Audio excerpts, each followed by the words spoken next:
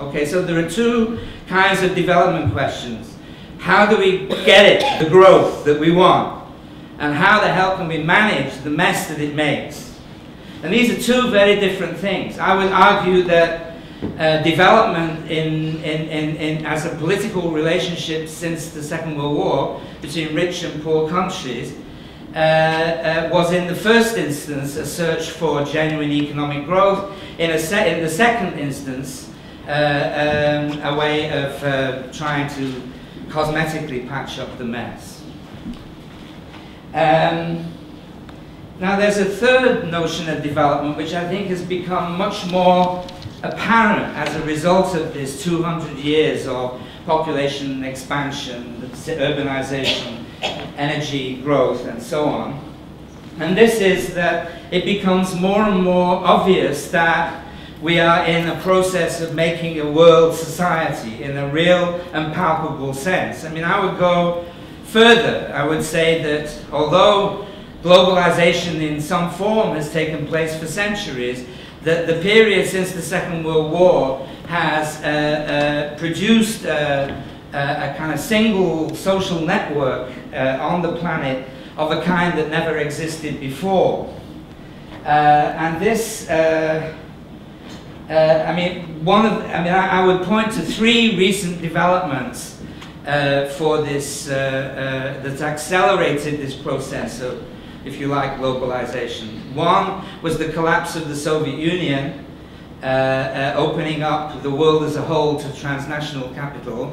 The second was the emergence of China and India and their 2 billion people as economic powers in their own right for the first time. And the third, of course, was the rise of the internet.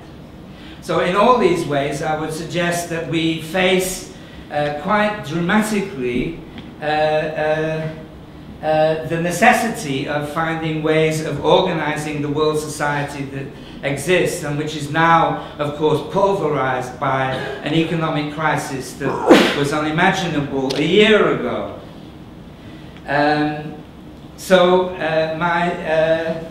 This is something that I write about a lot. I'm an anthropologist. I think that anthropology has, as one of its contributions to make, the exploration of what it is that humanity has in common that might allow us to make a society that works globally. So that's another sense of development that I think is urgent, and it stands in some sort of dialectical relationship to the dominant political form of the 20th century, which of course was the nation state and national society. And of course now somebody like Maynard Keynes is evoked quite regularly as a source of ideas as to what to do about the economic mess we're in now. But Keynes was writing in a time when national economies were much more self-sufficient than they are now. And it seems to me extremely unlikely that we will resolve the problems that we now face by reverting to some national framework of politics. So, and I truly believe, and this is perhaps histrionic, that unless we can reorganize the principles of world society in the 21st century on a basis that is unlike that gave us the 20th century, then there won't be a 22nd. I believe that the formation of global civil society, even of world government, is an urgent necessity for us and will require a radical break. The fourth sense in which I use the term development kicks back to before the Industrial Revolution, to the Enlightenment, and this is my principal source of inspiration these days, which is the classical liberal philosophers, Locke, Rousseau, Kant, and others, who basically pose the question of what to do about unequal society, what to do about an arbitrary and grotesquely unequal society that we call sometimes the old regime. And what can we put in its place? What we need to put in its place is a democracy. That is something in which the mass of ordinary people play a part in organizing the decisions that affect their lives. And so all of this philosophy was geared towards essentially seeking often the anthropological and philosophical basis for the establishment of a society on a more equal footing and with some democratic potential against what they faced, the old regime. My fifth sense of development is revolution. I mean, what this Enlightenment philosophy fed was a series of revolutions in England, America, France, Italy, and elsewhere,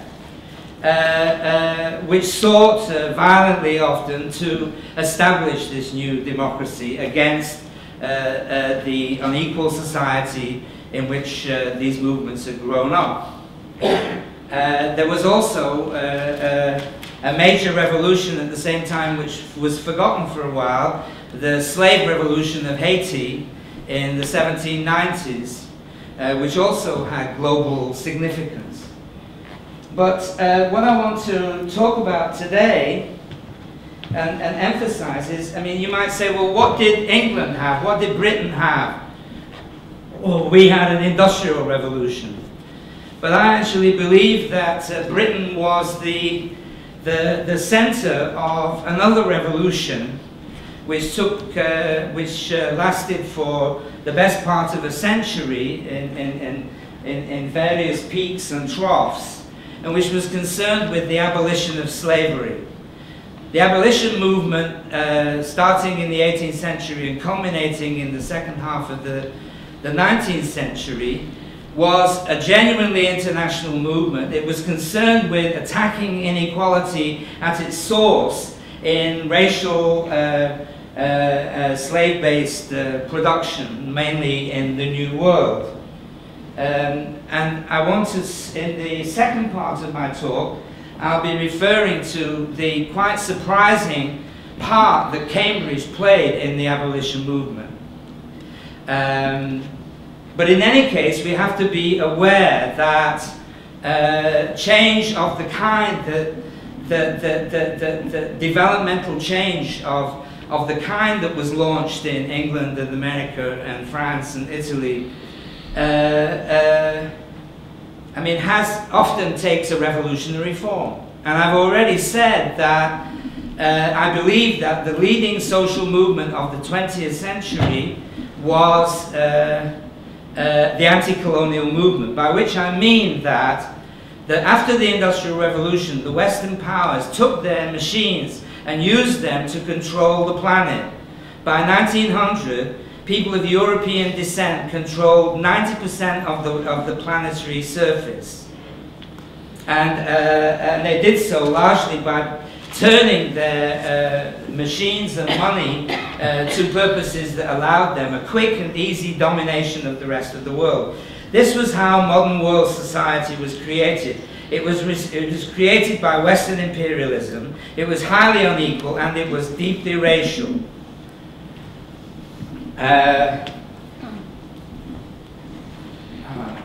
Okay.